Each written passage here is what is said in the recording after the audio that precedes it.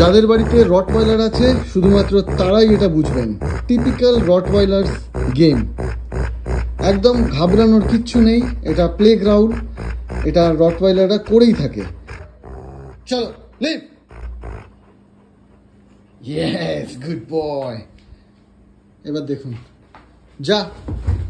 Yes, শাবাশ। এই খেলাটা ওর সবচেয়ে পছন্দের খেলা এবং এটা টাগিং গেম। শুধু রটওয়াইলার বলে নয়, যে কোনো সারামেরই এটা প্রচণ্ড ফেভারিট একটা গেম।